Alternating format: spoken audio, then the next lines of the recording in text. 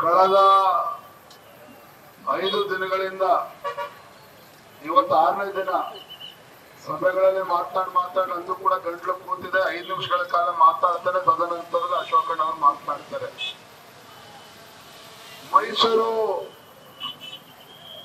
ಮೈಸೂರು ಚಲೋ ಭ್ರಷ್ಟ ಕಾಂಗ್ರೆಸ್ ಹಗರಣಗಳ ಸರ್ಕಾರದ ವಿರುದ್ಧ ಬಿಜೆಪಿ ಹಾಗೂ ಜೆಡಿಎಸ್ ಜಂಟಿಯಾಗಿ ಆಯೋಜನೆ ಮಾಡಿರ್ತಕ್ಕಂಥ ಈ ಒಂದು ಐತಿಹಾಸಿಕ ಪಾದಯಾತ್ರೆ 6ನೇ ದಿನಕ್ಕೆ ಕಾಲಿಟ್ಟು ಇವತ್ತು ಶ್ರೀರಂಗಪಟ್ಟಣಕ್ಕೆ ಬಂದಿರತಕ್ಕಂಥ ಸಂದರ್ಭದಲ್ಲಿ ವೇದಿಕೆ ಮೇಲೆ ನಮ್ಮ ಪಕ್ಷದ ಮುಖಂಡರಾಗಿರ್ತಕ್ಕಂಥ ಆರ್ ಅಶೋಕಣ್ಣ ಅವರು, ಚಲವಾದಿ ನಾರಾಯಣ ಸ್ವಾಮಿ ಅವರು, ಸಿ.ಟಿ. ರವಿ ಅವರು, ಅನ್ನದಾನಿ ಅವರಿದ್ದಾರೆ, ನಾಡಗೌಡರಿದ್ದಾರೆ, ಅದೇ ರೀತಿ ನಮ್ಮ ಚಲವಾದಿ ನಾರಾಯಣ ಸ್ವಾಮಿ ಅವರು, ನಾರಾಯಣಗೌಡರು, ನಮ್ಮ ಇಂದ್ರೇಶ್ ಅವರಿದ್ದಾರೆ, ಸಂಜಯ್ ಅವರಿದ್ದಾರೆ, ಎರಡೂ ಪಕ್ಷದ ಎಲ್ಲ ಮುಖಂಡರು ಕೂಡ ಇಲ್ಲಿದ್ದಾರೆ. ನಾನು ಇಷ್ಟು ಮಾತ್ರ ಸಂದರ್ಭದಲ್ಲಿ ಹೇಳಲಿಕ್ಕೆ ಇಷ್ಟಪಡ್ತೇನೆ. ಎಲ್ಲ ಪಕ್ಷದ ಮುಖಂಡರು ಮಾತನಾಡಿದ್ದಾರೆ. ಯಾವ ರೀತಿ ವಾಲ್ಮೀಕಿ ಅಭಿವೃದ್ಧಿ ನಿಗಮದಲ್ಲಿ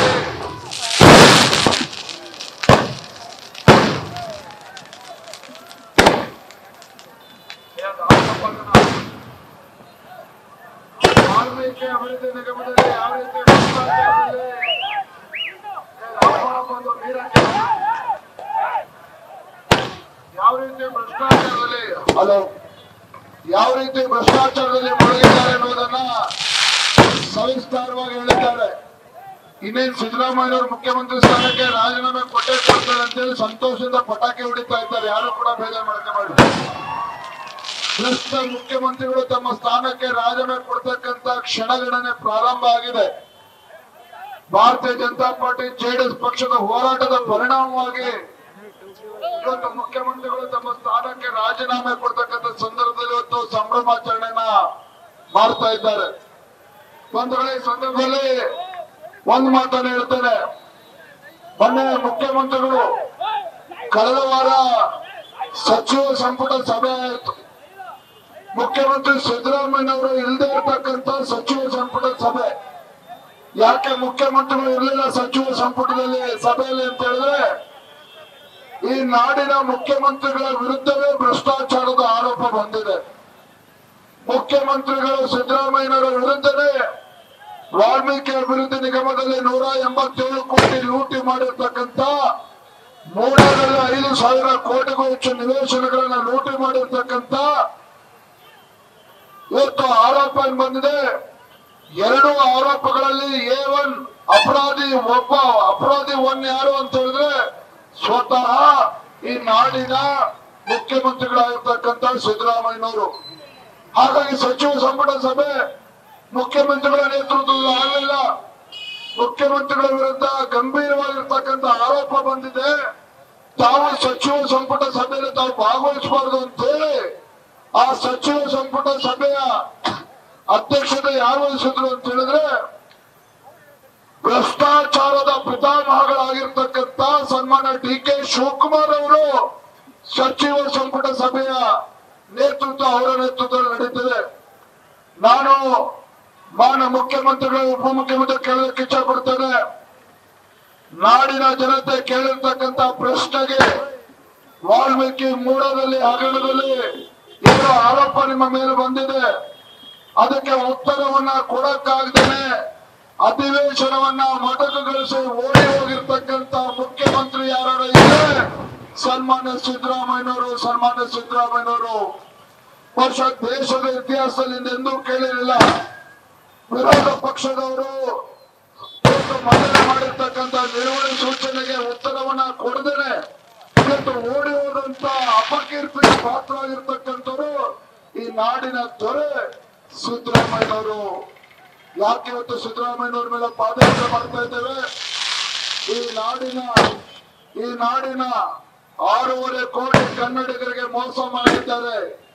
ಅಹಿಂದ ಹೆಸರು ಹೇಳಿಕೊಂಡು ಅಧಿಕಾರಕ್ಕೆ ಬಂದಿರತಕ್ಕಂಥ ಸಿದ್ದರಾಮಯ್ಯನವರು ಅದೇ ಅಹಿಂದ ಸಮುದಾಯಗಳಿಗೆ ಅವರ ಅಭಿವೃದ್ಧಿಗೆ ಮೀಸಲಿಟ್ಟಿರ್ತಕ್ಕಂಥ ಹಣವನ್ನ ಲೂಟಿ ಮಾಡಿ ಇವತ್ತು ಭ್ರಷ್ಟಾಚಾರಿಗಳು ಅನ್ನುವ ಆರೋಪವನ್ನ ಇವತ್ತು ಅವರ ಹಣಗೆ ಅವರು ಹೊತ್ಕೊಂಡಿರ್ತಕ್ಕಂಥದ್ದು. ಹಾಗಾಗಿ ನಮ್ಮ ಪಾದಯಾತ್ರೆ ಅದು ಸ್ವಾರ್ಥಕ್ಕಲ್ಲ. ನಮ್ಮ ಪಾದಯಾತ್ರೆ ಈ ನಾಡಿನಲ್ಲಿರ್ತಕ್ಕಂಥ ದೀನ ದಲಿತರಿಗೆ ನ್ಯಾಯವನ್ನ ಕೊಡಿಸ್ಬೇಕು. ಈ ನಾಡಿನಲ್ಲಿರ್ತಕ್ಕಂಥ ಬಡವರಿಗೆ ನ್ಯಾಯವನ್ನ ಕೊಡಿಸ್ಬೇಕು. ಈ ನಿಟ್ಟಿನಲ್ಲಿ ನಾವು ಹೋರಾಟವನ್ನು. ಹಾಗಾಗಿ ನಮ್ಮ ಹೋರಾಟ ಪ್ರಾಮಾಣಿಕವಾಗಿರ್ತಕ್ಕಂಥ ಹೋರಾಟ. ನಮ್ಮ ಹೋರಾಟ ಬಡವರ ಪರವಾಗಿರ್ತಕ್ಕಂಥ ಹೋರಾಟ. ನಮ್ಮ ಹೋರಾಟ ಈ ಭ್ರಷ್ಟ ಕಾಂಗ್ರೆಸ್ ಸರ್ಕಾರ, ಭ್ರಷ್ಟ ಮುಖ್ಯಮಂತ್ರಿಗಳ ವಿರುದ್ಧ ಹೋರಾಟ. ಹಾಗಾಗಿ ಹೋರಾಟದಲ್ಲಿ ಇವತ್ತು ದೊಡ್ಡ ಸಂಖ್ಯೆಯಲ್ಲಿ ನಮ್ಮ ಚಿಕ್ಕಮಗಳೂರು ಜಿಲ್ಲೆಯಿಂದ ನಮ್ಮ ಬಿಜೆಪಿ ಕಾರ್ಯಕರ್ತರು ಬಂದಿದ್ದಾರೆ. ಚಿಕ್ಕಮಗಳೂರು ಜಿಲ್ಲೆ, ಮಧುಗಿರಿ ಜಿಲ್ಲೆ, ಕೊಪ್ಪಳ ಜಿಲ್ಲೆ, ವಿಜಯನಗರ ಜಿಲ್ಲೆ, ರಾಯಚೂರು ಜಿಲ್ಲೆ, ಬಳ್ಳಾರಿ ಜಿಲ್ಲೆ ಮತ್ತೆ ನೆಲಮಂಗಲ, ಹೊಸಪೇಟೆ ಮತ್ತು ಶ್ರೀರಂಗಪಟ್ಟಣ ನಮ್ಮ ಸಚಿವರು ಇಲ್ಲೇ ಇದ್ದಾರೆ. ಇವರೆಲ್ಲರ ನೇತೃತ್ವದಲ್ಲಿ ದೊಡ್ಡ ಸಂಖ್ಯೆಯಲ್ಲಿ ಭಾರತೀಯ ಜನತಾ ಪಾರ್ಟಿಯ ಕಾರ್ಯಕರ್ತರು ಬಂದಿದ್ದಾರೆ. ಅದೇ ರೀತಿ ನಮ್ಮ ಜೆಡಿಎಸ್ ಪಕ್ಷದ ಕಾರ್ಯಕರ್ತರು ಕೂಡ ಬಂದಿದ್ದಾರೆ.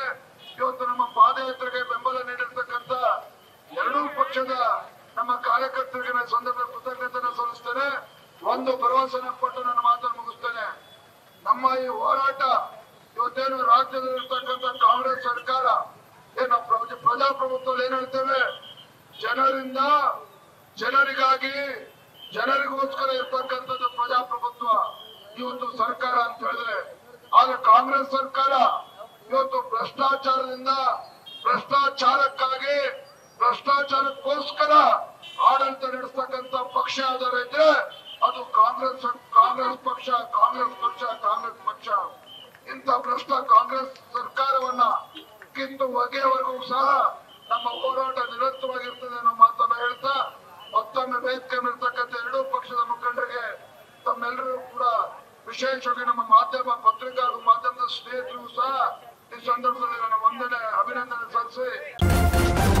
ನ್ಯೂಸ್ ಫಸ್ಟ್ ನಿರ್ಭೀತಿಯಿಂದ ನಿಮ್ಮ ಪರವಾಗಿ.